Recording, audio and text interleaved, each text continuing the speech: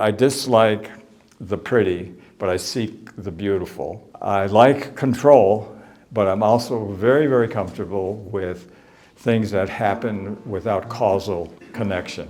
And I want work that is accessible, but not overly accessible. My work is largely intuitive. It is not something that's pre-planned, preordained. I've always tried to work on a series of paintings that are related, and then I move on to another series. The former series is in a way embedded in the next one. Right now I'm probably in the 20th series of works that I've done in 55 years, and with any luck there'll be a 21st.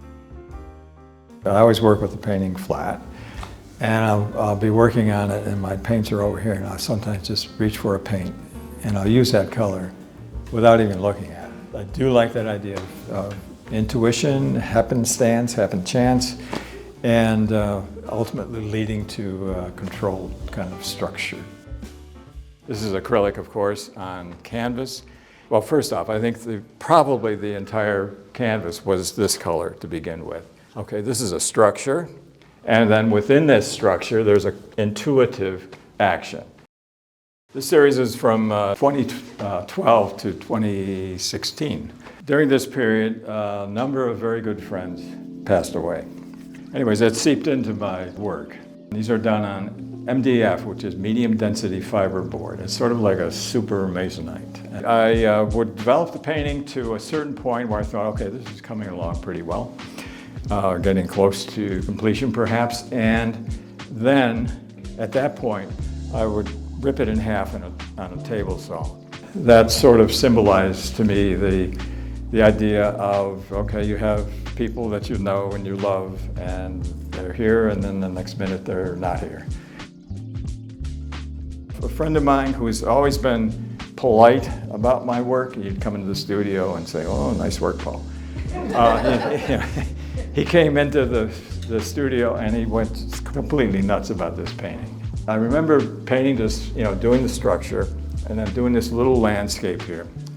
And then I looked down on the floor, and there's this piece of wood is there.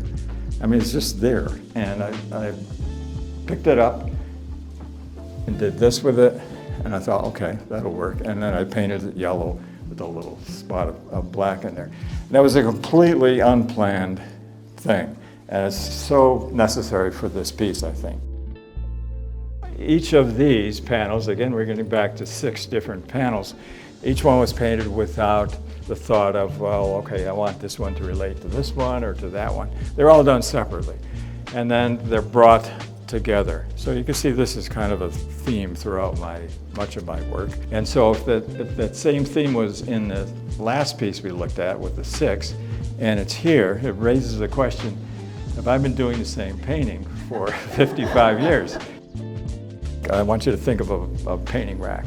And on the end of each rack, there's a main support, okay? And for me, the first support in terms of sort of building confidence and a sense of I can do this is with this show that I had at the Everson Museum in 1971. And this show here is the other end of that rack. And all this stuff is sort of crammed in the middle. I want to thank you all for coming. I appreciate it very much.